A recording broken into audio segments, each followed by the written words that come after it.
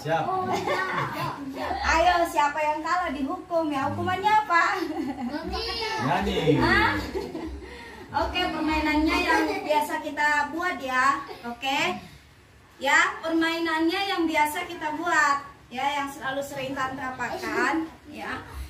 Jadi harus diperhatikan ya. Maya jangan. Oke, siap semua? Siap. Nah, ketika Tante bilang Yohanes berkata, ya semuanya harus pegang. Kalau misalnya Tante bilang Yohanes berkata, pegang mata tuh, pegang matanya ya. Oke? Siap? Ya. Oke, siap. Siap. Ayo jangan apa di dinding nempel. Pokoknya nanti kalau yang menang nanti Om traktir makan nasi goreng. Oke, siap semua? Siap? Oke. Yohanes berkata, Ya. Oke, siap. pegang hidungnya. Aja. Kok pegang kuping? Ini kok pegang kuping? Aduh. Kayak kameranya siapa yang dapat tadi tuh? Oke. Ayo, siapa yang kalah? Jangan nangis ya. Aldo. Ini Aldo, sini Sini. Aldo. Oh, tapi pemerannya Aldo loh. Aldo Udah. pemerannya. Oke. Perhatikan ya. Yohanes berkata, pegang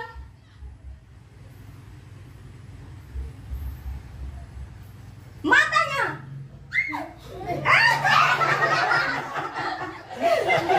Kasih bisa salah ya. Ayo, perhatikan ya. Siap-siap. Yohanes berkata, pegang kakinya.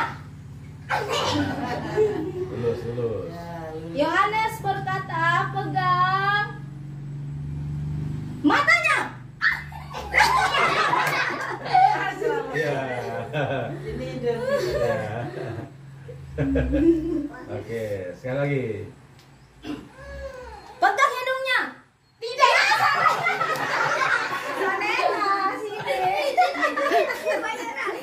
Ya, kalau tidak ada kata Yohanes jangan diikut. Oh gitu. Iya. Oke, ulang lagi. Awas ya, jangan kalah. Ini semifinal nih ya. Mantap. Sekali lagi ya. Yohanes berkata, lompat 3 kali. Stop. Semua kalah. Ayo semua kena hukum. Aduh. Semua kena hukum. Tante selalu menang. Oke. Ayo, hukumannya apa yo? Ya. Nyanyi ya. Ya, nyanyi apa kemarin deh? Sabrina. Kingkong. Oke. Lagu Kingkong buat gerakannya ya. Oke, siap. Mantap. Ayo Om.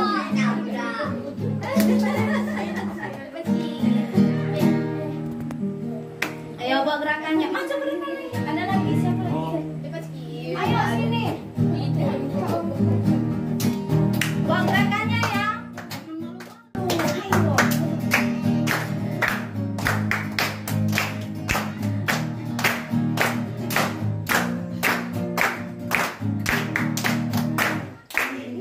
Badannya besar, kakinya pendek, lebih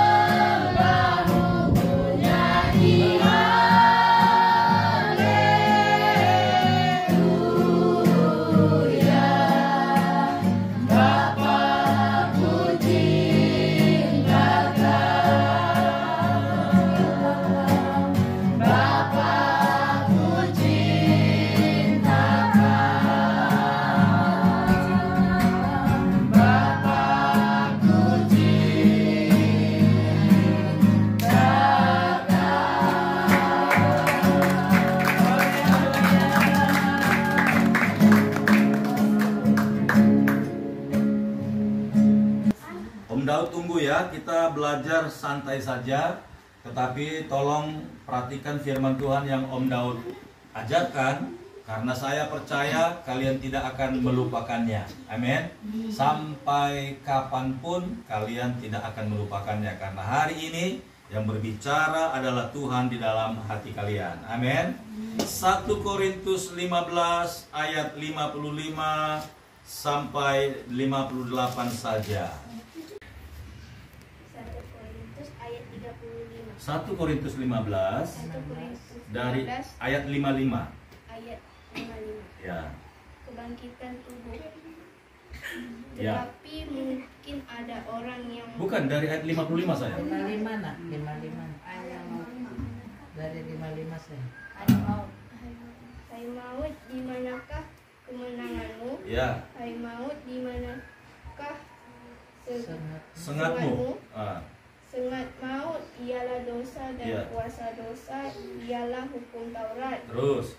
Tetapi syukur kepada Allah yang telah memberikan kepada kita kemenangan oleh Yesus Kristus Tuhan kita. Ya. Karena itu saudara-saudaraku yang kekasih, Kekasih.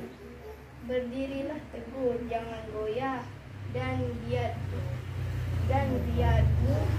giatlah selalu dalam pekerjaan Tuhan, sebab kamu tahu bahwa dalam Persekutuan. dengan Tuhan jerih payahmu tidak sia-sia. Oke, terima kasih. Haleluya. Nah, ya, perhatikan Alkitabnya, Om jelaskan dari ayat 58. Karena itu saudara-saudaraku yang kekasih, berdirilah teguh, jangan goyah, dan giatlah selalu dalam pekerjaan Tuhan. Nah, menurut kalian pekerjaan Tuhan itu seperti apa? Nah, pekerjaan Tuhan itu sama seperti yang kita kerjakan sekarang, beribadah, memuji Tuhan, ya. Oke, membaca firman. Ini pekerjaan Tuhan. Haleluya. Nah, ya, kenapa kita sampai harus mengasihi Tuhan? Jawabannya adalah tadi di ayat 55 katakan, hai maut, di manakah kemenanganmu? Hai maut, di manakah sengatmu? Kenapa kalimat firman Tuhan ini muncul? Karena Tuhan Yesus sudah disalib. Iya. Kalau orang-orang dunia bahkan setan berkata bahwa Tuhan Yesus itu akan mati selama-lamanya. Tapi Tuhan Yesus ketika dia disalib, pada hari yang ketiga dia ngapain? Bangkit. Dia kalahkan maut. Makanya dia katakan, hai maut, di manakah kemenanganmu? Maut kira iblis akan kalah. Kalau dia dipaku, disalib, kemudian sampai mati, dikuburkan, udah selesai, dan Yesus gak akan bangkit lagi. Tapi pada hari yang ketiga, Yesus bangun, saudara, ya. Waktu Yesus bangun, apa perbedaannya dengan waktu Yesus masih sebelum dia disalibkan? Apa perbedaannya? Perbedaannya adalah ketika Yesus belum disalib, Yesus nggak bisa lewat tembok. Tapi ketika Yesus sudah bangkit dari kematian, Yesus bisa nggak ngelewatin tembok? Bisa. Nah, hebat gak dia? Hebat. Makanya Yesus tantang itu yang namanya iblis. Makanya Yesus bilang, di mana sengatmu? Ternyata nggak ada apa-apanya. Lihat nih, gitu loh. Aku memang mati 3 hari, tapi pada hari yang ketiga aku bangkit. Lihat, gitu loh. Nah, kira-kira senang nggak kalau Tuhan Yesus udah menang begitu? Senang nggak? Senang. Wah. Nah, sebenarnya Yesus disalibkan itu karena siapa?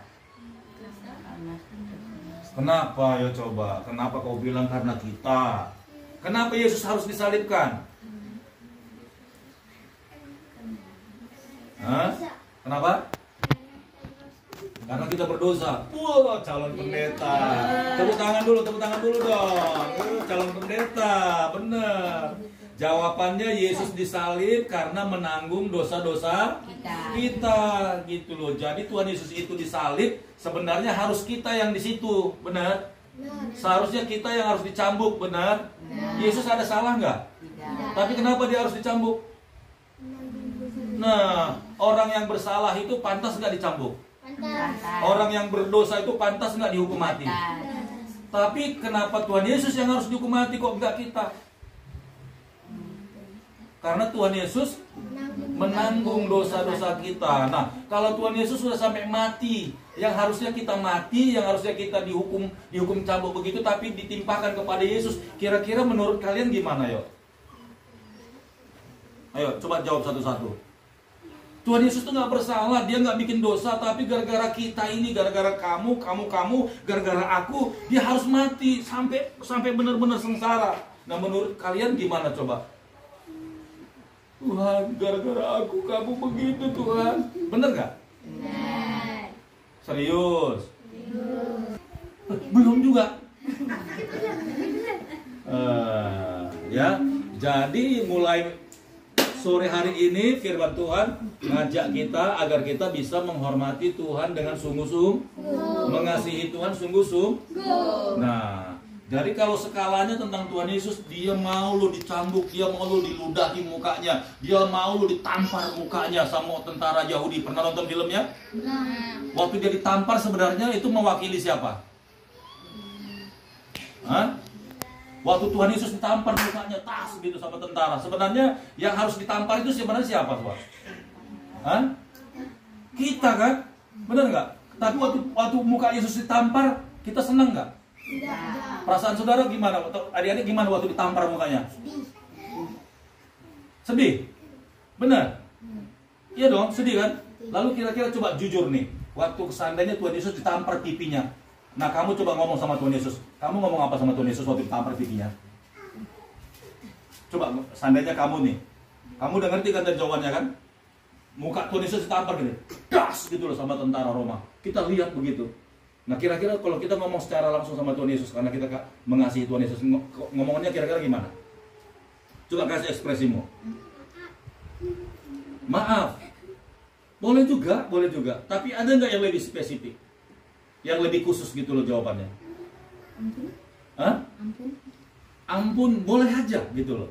Coba, saya mau tahu kalian bisa nggak menghargai pengorbanan Tuhan ketika mukanya ditampar sama tentara Roma, das diludah, cuy gitu loh. Kita lihat seperti itu. Nah, coba kita ngomong gitu loh, ngomong sama Tuhan Yesus. Kira-kira coba kamu apa deh? Nah, kamu ngomong apa sama Tuhan Yesus kalau Yesus digituin? Ada lagunya gitu loh. Karena kita dia menderita, karena kita dia disalibkan agar dunia yang hilang diselamatkan, karena dari hukuman kekal, karena kita dia menderita karena kita. Ketika Tuhan Yesus ditampar mukanya, coba kamu deh, kamu ngomong sama Tuhan, kira-kira apa yang keluar dari hatimu? Enggak, tenang aja. Kita coba dekatin perasaan Tuhan Yesus. Kalau saya ngomong gitu, saya bisa kuat nggak sih lihat Tuhan Yesus ditampar? Saya harus ngapain? Bahkan saya nunduk, Tuhan, seharusnya bukan kau yang ditampar Tuhan, itu aku Tuhan, itu aku yang ditampar Tuhan. Benar nggak? Benar kan? Iya. Jadi ketika Tuhan Yesus ditampar diludahi, sebenarnya itu muka kita, karena dia kan mewakili kita kan. Tapi memang Tuhan Yesus ambil semua hukuman itu. Nah, kalau udah sampai segitu-gitunya karena pelanggaran kita, sampai Yesus ditampar mukanya, masih pantas gak sih kita untuk tidak mengasihi Tuhan gitu loh? Masih wajar gak sih kita cuek sama dia? Padahal dia mati karena dia menebus dosa kita. Masih pantas gak kita untuk tidak hormat sama Tuhan? Jadi kita harus ngapain dong? Harus sungguh-sungguh. Iya, mengucap syukur.